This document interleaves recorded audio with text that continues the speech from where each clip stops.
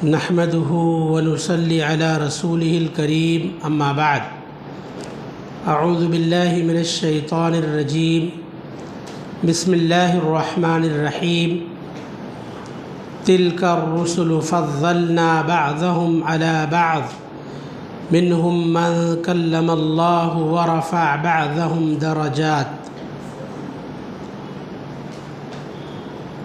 محترم حضرات، معزز خواتین، آپ کے سامنے تیسرے پارے کی پہلی آیت کا کچھ حصہ تلاوت کیا گیا ہے۔ اللہ تعالیٰ نے قرآن مجید میں تیسرے پارے کے آغاز میں کئی انبیاء علیہم السلام کا تذکرہ کیا ہے، اور نبیوں پر اللہ تعالیٰ نے جو فضیلت عطا فرمائی ہے اس کا تذکرہ کیا ہے۔ چنانچہ اللہ تعالیٰ نے فرمایا تلک الرسل فضلنا بعضهم علی بعض، ان رسولوں کو ہم نے بعض کو بعض پر فضیلت عطا فرمائی۔ اللہ تعالیٰ نے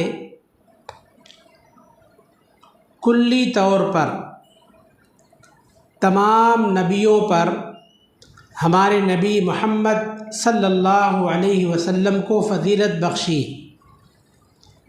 اور جزوی طور پر اللہ تعالیٰ نے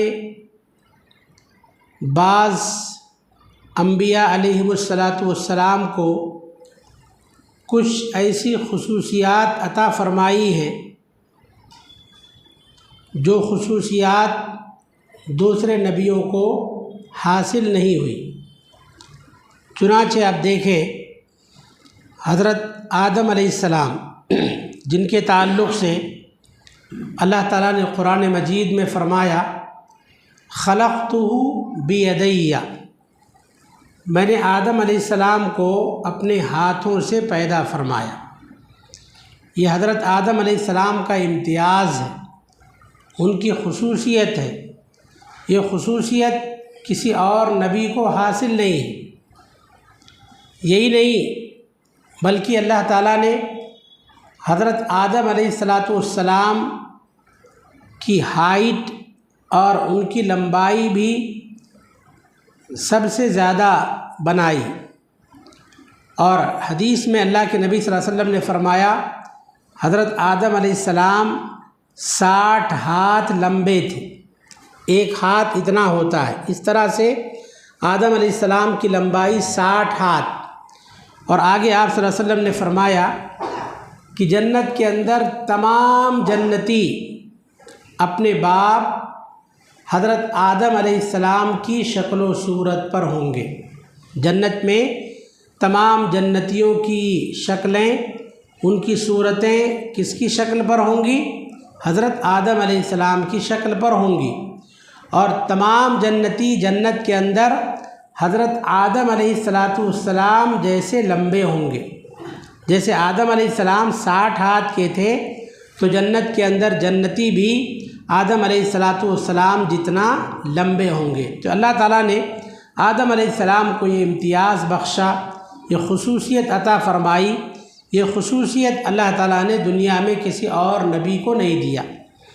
حضرت موسیٰ علیہ السلام، جن کو کلیم اللہ کہا جاتا ہے، اللہ تعالیٰ نے جبل طور پہاڑ پر حضرت موسیٰ علیہ السلام سے کلام کیا۔ باقاعدہ اللہ تعالیٰ نے کہا یا موسیٰ انی انا اللہ رب العالمین، اے موسیٰ میں ہی تمام جہانوں کا پالنہار ہوں۔ اب ذرا سوچیے، غور کیجئے، جب اللہ تعالیٰ نے ان سے ڈائریکٹ کلام کیا طور پہاڑ پر، رات کے اندھیرے میں، تنہائی میں، اللہ تعالیٰ نے جب موسیٰ علیہ السلام سے کلام کیا، اللہ نے خود انہیں پکارا، ڈائریکٹ اللہ تعالیٰ نے نام لے کر انہیں بلایا، ذرا سوچئے موسیٰ علیہ السلام کو کیسا لگا ہوگا۔ حضرت موسیٰ علیہ السلام بڑے جلیل القدر پیغمبر ہیں، اللہ تعالیٰ نے ان کو یہ اعزاز بخشا اور اللہ تعالیٰ نے ان کو تمام نبیوں پر یہ خصوصیت عطا فرمائی کہ دنیا میں ڈائریکٹ کلام کرنے کے لیے، ڈائریکٹ بات کرنے کے لیے اللہ تعالیٰ نے حضرت آدم علیہ السلام کا، حضرت موسیٰ علیہ السلام کا انتخاب فرمایا اور موسیٰ علیہ السلام سے اللہ نے ڈائریکٹ کلام کیا، اسی لیے ان کو کلیم اللہ کہا جاتا ہے، موسیٰ کلیم اللہ۔ حضرت عیسیٰ علیہ السلام کو دیکھیں، حضرت عیسیٰ علیہ السلام کو اللہ تعالیٰ نے کچھ ایسی چیزیں عطا فرمائی تھی جو چیزیں دیگر نبیوں کو نہیں دی گئی۔ حضرت عیسیٰ علیہ السلام کا معاملہ یہ تھا کہ وہ مردوں کو زندہ کر دیا کرتے تھے۔ آدمی مر گیا ہے، ضرورت ہے اگر اس کو زندہ کرنے کی، اس کو ہاتھ لگاتے مردہ زندہ ہو جاتا۔ عیسیٰ علیہ السلام ہاتھ لگاتے، ماں کے پیٹ سے اندھا پیدا ہونے والا اس کی آنکھوں کی روشنی واپس آ جاتی، کوڑھی پیدا ہونے والا اس کا کوڑھ، اس کی بیماری، اس کا مرض ٹھیک ہو جاتا تھا۔ آدمی کیا کھا کر آیا ہے، اس کے گھر میں کیا کچھ بچا ہے، کیا کچھ ذخیرہ کر کے آیا ہے، سب کچھ اللہ کے حکم سے عیسیٰ علیہ السلام بتا دیا کرتے تھے۔ تو اللہ تعالیٰ نے عیسیٰ علیہ السلام کو یہ خصوصیت عطا فرمائی، اللہ تعالیٰ نے ان کو یہ امتیاز بخشا اور اس امتیاز سے اللہ تعالیٰ نے دیگر نبیوں کو محروم رکھا، دیگر انبیاء علیہ السلام کو یہ خصوصیت نہیں ملی۔ ان تمام نبیوں میں ہمارے آخری نبی حضرت محمد الرسول اللہ صلی اللہ علیہ وسلم کو اللہ تعالیٰ نے کلی فضیلت عطا فرمائی۔ تمام نبیوں پر محمد الرسول اللہ صلی اللہ علیہ وسلم کو اللہ تعالیٰ نے سب سے زیادہ فضیلت بخشی۔ چنانچہ اللہ تعالیٰ نے ہمارے نبی صلی اللہ علیہ وسلم کو یہ امتیاز بخشا، اللہ نے فرمایا وَرَفَعَ بَعْضَهُمْ دَرَجَاتٍ، ہم نے بعض نبیوں کو درجات پر فائز کیا، بلند درجات عطا فرمائے۔ اللہ تعالیٰ نے ہمارے نبی صلی اللہ علیہ وسلم کو معراج کرایا، ساتوں آسمانوں کی سیر کرائی۔ آپ صلی اللہ علیہ وسلم نے مختصر سے وقت میں ساتوں آسمانوں کی سیر کیا، جنت دیکھا، جہنم دیکھا، بہت سی عجیب و غریب چیزیں دیکھیں۔ آپ صلی اللہ علیہ وسلم نے تمام نبیوں کو امامت کرائی، اسی لیے آپ کو امام الانبیاء کہا جاتا ہے۔ تو یہ امتیاز، یہ خصوصیت اللہ تعالیٰ نے ہمارے نبی صلی اللہ علیہ وسلم کو عطا فرمایا، یہ امتیاز، یہ خصوصیت کسی اور نبی کو عطا نہیں کی گئی۔ ساتھ ہی ساتھ اس سے پہلے کی جو شریعتیں تھیں وہ شریعتیں ایک خاص وقت کے لیے تھیں، جو کتابیں تھیں ایک خاص وقت کے لیے تھیں، مگر ہمارے نبی صلی اللہ علیہ وسلم کو جو شریعت عطا کی گئی، آپ پر جو کتاب قرآن مجید نازل کی گئی، آپ صلی اللہ علیہ وسلم کی شریعت قیامت تک باقی رہے گی۔ قرآن قیامت تک باقی رہے گا، قرآن پر قیامت تک عمل کیا جائے گا۔ یہ ہمارے نبی صلی اللہ علیہ وسلم کی خصوصیت ہے۔ آپ کی ایک اہم خصوصیت یہ ہے کہ آپ کے بعد اب کوئی نیا نبی دنیا میں نہیں آئے گا، آپ کی نبوت قیامت تک جاری و ساری رہے گی۔ اسی لیے اللہ کے نبی صلی اللہ علیہ وسلم خود فرماتے ہیں انا سید ولد آدم، بعض روایتوں میں انا سید المرسلین، میں تمام اولاد آدم کا سردار ہوں، میں تمام رسولوں کا سردار ہوں۔ تو اللہ تعالیٰ نے تیسرے پارے کے آغاز میں رسولوں کی فضیلت کا تذکرہ کیا ہے۔ سورہ بنی اسرائیل میں اللہ نے فرمایا وَلَقَدْ فَضَّلْنَا بَعْضَ النَّبِيِّينَ عَلَى بَعْضٍ، ہم نے بعض نبیوں کو بعض نبیوں پر فضیلت عطا فرمائی۔ دیکھیے یہاں ایک غور کرنے کی بات یہ ہے، اس میں یہودیوں کا اور عیسائیوں کا معاملہ دیکھیں۔ یہودی حضرت موسیٰ علیہ السلام کو تو مانتے ہیں مگر عیسیٰ علیہ السلام کا انکار کرتے ہیں۔ عیسائی حضرت عیسیٰ علیہ السلام کو تو مانتے ہیں مگر موسیٰ علیہ السلام کا انکار کرتے ہیں۔ اللہ تعالیٰ نے نبیوں کو جو فضیلت عطا فرمائی تو اس کا یہ مطلب ہرگز نہیں ہے کہ ہم جس نبی کو ماننے والے ہیں اس نبی کو مانیں اور بقیہ نبیوں کا ہم ڈیگریڈ کریں یا بقیہ نبیوں کی ہم توہین کریں، بقیہ نبیوں پر ہم ایمان نہ لائیں، ان کی تذلیل کریں، ان کی تخصیص کریں اور ان کی شان میں گستاخی کریں۔ ایسا نہیں ہونا چاہیے۔ ہمارا اسلام، ہمارا مذہب اسلام ہم کو یہ تعلیم دیتا ہے کہ ہم تمام نبیوں پر ایمان لائیں، تمام نبیوں کا احترام کریں، تمام نبیوں کی قربانیوں کو تسلیم کریں، ان کے رفع درجات کے لیے اللہ رب العالمین سے دعا کریں، لیکن عمل کس پر کریں؟ حضرت محمد الرسول اللہ صلی اللہ علیہ وسلم کی شریعت پر عمل کریں۔ ایک نبی کی فضیلت بیان کرتے ہوئے دوسرے نبی کو ڈیگریڈ نہ کریں، دوسرے نبی کی توہین اور دوسرے نبی کی تنقیص نہ کریں، ان کی شان میں ہرگز گستاخی نہ کریں۔ ہمارا مذہب اسلام، ہمارا قرآن ہمیں اسی بات کی تعلیم دیتا ہے۔ میرے بھائیوں، معزز ماؤں اور بہنوں، آگے تیسرے پارے میں آیت الکرسی بھی ہے، اور آیت الکرسی کے تعلق سے آپ سبھی جانتے ہیں اللہ کے نبی صلی اللہ علیہ وسلم نے حضرت ابی ابن کعب رضی اللہ عنہ سے سوال کیا، کہا ابی ابن کعب بتاؤ، ان کی کنیت ابو المنذر، آپ نے کہا اے ابو المنذر، کیا تم جانتے ہو کہ تمہارے پاس اللہ کی کتاب میں سے سب سے عظیم آیت کون سی ہے؟ تو انہوں نے کہا اللہ لا الہ الا هو الحی القیوم۔ اللہ کے نبی صلی اللہ علیہ وسلم نے ان کی تعریف کی، کہا اے ابو المنذر، اللہ تعالیٰ نے تمہیں جو علم عطا فرمایا ہے اور اس علم کے ذریعے سے تم نے اس اہم سوال کا جواب دیا، اے ابو المنذر تمہارا علم تمہیں مبارک ہو۔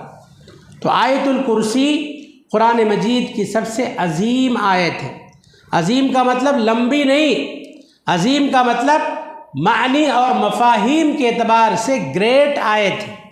اس آیت کے اندر، آیت الکرسی کے اندر اللہ رب العالمین کی عظیم صفات کا بیان ہے۔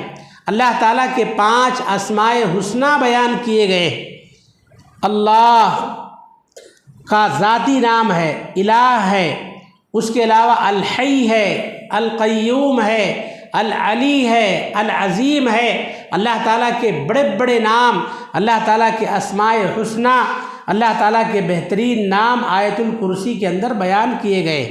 یہی نہیں، اللہ کے نبی صلی اللہ علیہ وسلم نے فرمایا کہ جو بندہ ہر فرض نماز کے بعد آیت الکرسی پڑھے گا تو موت کے سوا کوئی اور چیز اسے جنت میں داخل ہونے سے نہیں روک سکتی۔ ہر فرض نماز کے بعد جو بندہ یا بندی آیت الکرسی پڑھیں گے تو موت کے سوا کوئی اور چیز انہیں جنت میں داخلے سے نہیں روک سکتی، مرے کی جنت میں جائیں گے۔ لہذا ہر فرض نماز کے بعد ہمیں آیت الکرسی پڑھنا چاہیے۔ ساتھ ہی ساتھ آیت الکرسی شیطان سے اور آسیب، بلاؤں اور آفتوں سے حفاظت کا بہت بڑا ذریعہ ہے۔ مشہور حدیث ہے، حضرت ابو ہریرہ رضی اللہ عنہ مسجد میں صدقۃ الفطر کی نگرانی کر رہے تھے۔ شیطان مسلسل 3 راتوں کو آیا، چوری کرنے لگا۔ آخر میں شیطان نے یہ نسخہ بتایا، کہا تم سونے سے پہلے آیت الکرسی پڑھ لو گے تو تمہارے جان و مال کی حفاظت ہو جائے گی۔ تو آیت الکرسی جان و مال کی حفاظت کا بہت بڑا ذریعہ ہے، لہذا اسے سونے سے پہلے پڑھنا چاہیے اور فرض نمازوں کے بعد پڑھنا چاہیے۔ کبھی بھی ہم پڑھ سکتے ہیں۔ قرآن مجید کی یہ عظیم آیت ہے، اس میں اللہ کی عظمت، اس کی جلالت، اس کی عظیم صفات کا بیان ہے اور اس کے ذریعے سے اللہ تعالیٰ بہت خوش ہوگا۔ علامہ ابن تیمیہ رحمہ اللہ نے توحید کی 3 قسمیں بیان کی ہیں۔ کہا توحید کی 3 قسمیں ہیں، توحید فی الذات، توحید فی الصفات، توحید فی الطلب۔ توحید فی الذات کا مطلب اگر ہمیں اللہ تعالیٰ کا تعارف چاہیے، اللہ تعالیٰ کا انٹروڈکشن چاہیے، اللہ تعالیٰ کون ہے، اللہ تعالیٰ کیا ہے، اگر ہمیں اللہ تعالیٰ کی حقیقت جاننا ہے تو ہمیں سورہ اخلاص قل هو اللہ احد پڑھنا چاہیے۔ سورہ اخلاص کے اندر اللہ تعالیٰ کا مکمل تعارف ہے۔ اگر ہمیں اللہ تعالیٰ کی صفات جاننا ہے، اللہ تعالیٰ کیسا ہے، اللہ کی حقیقت کیا ہے، اللہ کی صفات جاننا ہے تو ہمیں آیت الکرسی پڑھنا چاہیے۔ آیت الکرسی کے اندر اللہ تعالیٰ کی صفات کا بیان ہے۔ اگر ہمیں توحید فی الطلب کو سمجھنا ہے، مانگنے کا طریقہ ہم کو جاننا ہے تو ہمیں سورہ فاتحہ پڑھنا چاہیے۔ سورہ فاتحہ کے اندر توحید فی الطلب کا بیان ہے، اللہ سے مانگنے کا طریقہ اور اللہ سے مانگنے کا ڈھنگ اور سلیقہ بتایا گیا ہے۔ تو اللہ کی ذات کو، اللہ کا تعارف چاہیے تو سورہ اخلاص پڑھیں، اللہ کی صفات جاننا ہے تو ہم آیت الکرسی پڑھیں، اور اللہ سے مانگنے کا ڈھنگ اور سلیقہ ہمیں سیکھنا ہے تو ہمیں کیا پڑھنا چاہیے؟ سورہ فاتحہ پڑھنا چاہیے۔ تو آیت الکرسی بڑی عظیم آیت ہے، اس میں کل 10 جملے ہیں، ایک جملہ دعویٰ ہے اور 9 جملوں میں باقاعدہ اسی دعوے کی دلیل دی گئی ہے۔ دعویٰ کیا ہے؟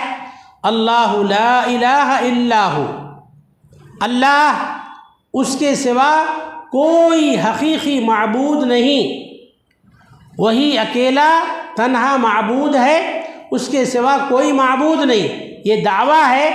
باقی 9 جملوں میں، 9 سنٹنس میں اسی دعوے کے دلائل دیے گئے ہیں۔ تو آیت الکرسی کو معنی اور مفہوم کے ساتھ سمجھنا چاہیے، پڑھنا چاہیے۔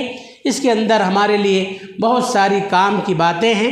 اللہ رب العالمین سے ہم دعا کرتے ہیں کہ رب العالمین ہم تمام لوگوں کو کہنے سننے سے زیادہ عمل صالح کی توفیق عطا فرمائے۔